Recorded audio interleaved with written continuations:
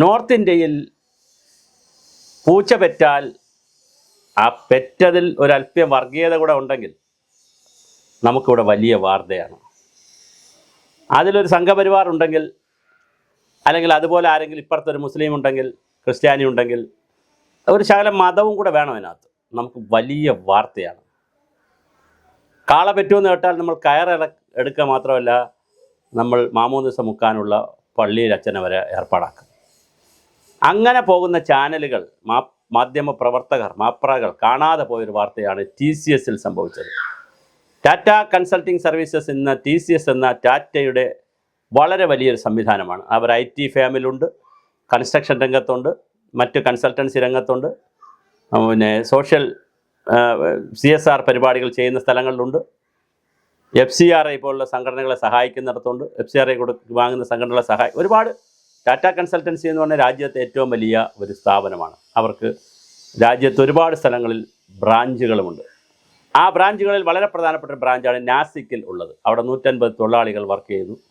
ഇതുപോലത്തെ സ്ഥാപനങ്ങളുടെ ഏറ്റവും വലിയ പ്രത്യേകത, അവർ ഒരുപാട് പേർക്ക് തൊഴിൽ കൊടുക്കും, പരിശീലനം കൊടുക്കും. പ്രത്യേകിച്ച് യങ് ചാംസിനാണ് കൊടുക്കുന്നത്. IT മേഖലയിലൊക്കെ പോലെ വളരെ ക്യാമ്പസ് ഇൻ്റർവ്യൂ നടത്തും. ക്യാമ്പസ് ഇൻ്റർവ്യൂവിൽ നിന്ന് ഏറ്റവും മിടുക്കരായ പൊക്കും അവർക്ക് നല്ല ശമ്പളം കൊടുക്കും. അവരുടെ കഴിവ് പരമാവധി ചെറിയ പ്രായം 25, 26, 30 വയസ്സിനകത്ത് പിള്ളേരെ പൊക്കും.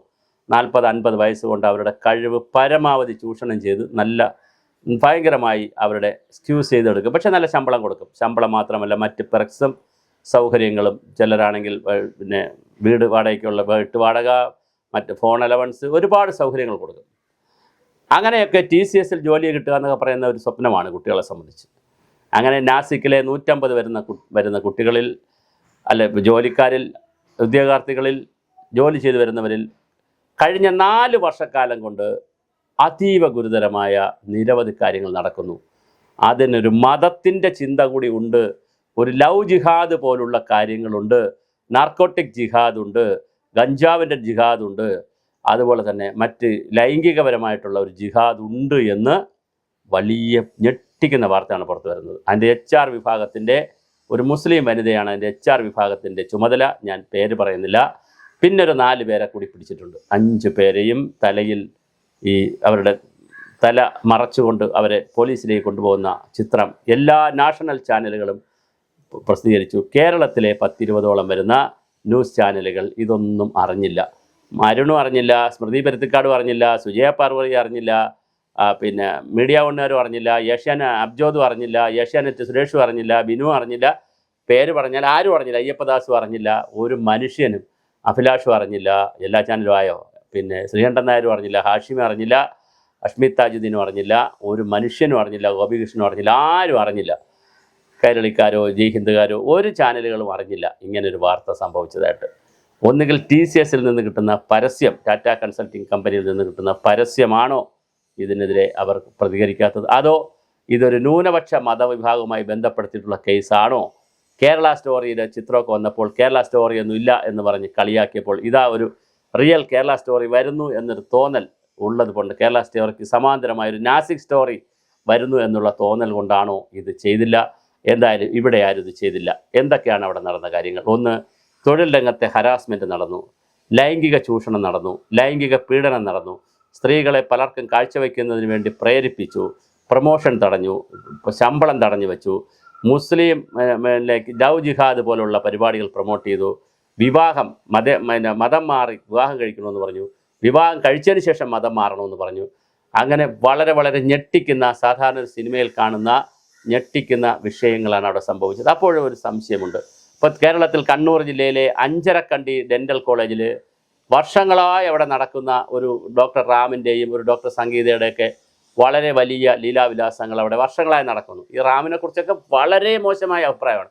പക്ഷേ ഇപ്പോഴാണ് ഈ ഒരു നിതിൻ രാജ് ആത്മഹത്യ ചെയ്തപ്പോഴാണ് 10, 25, 30 കുട്ടികൾ പുറത്ത് വന്ന് ചാനലിലും പത്രങ്ങളിലും ബൈറ്റുകൾ മീഡിയയിലേക്ക് കൊടുത്തിട്ട് പറഞ്ഞു, ഞങ്ങളുടെ ഇൻറ്റേർണൽ മാർക്ക് കുറഞ്ഞാലും കുഴപ്പമില്ല, ഞങ്ങളെ തോൽപ്പിച്ചാലും കുഴപ്പമില്ല, ഞങ്ങളിതാ പറയുന്നു. അപ്പോൾ നിതിൻ രാജ് മരിക്കാതിരുന്നെങ്കിൽ, ആത്മഹത്യ ചെയ്യാതിരുന്നെങ്കിൽ ഈ പീഡനം റാം വളരെ സസുഖം കൃഷ്ണനെ പോലെ അവിടെ വാഴുമായിരുന്നു. കുട്ടികൾക്ക് പറയാൻ ബുദ്ധിമുട്ടുണ്ട്.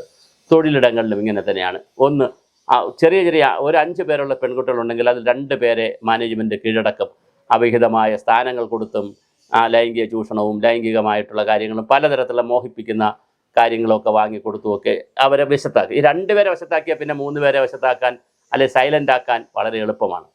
വശത്തായില്ലെങ്കിലും സൈലൻ്റ് ആക്കാൻ എളുപ്പമാണ്.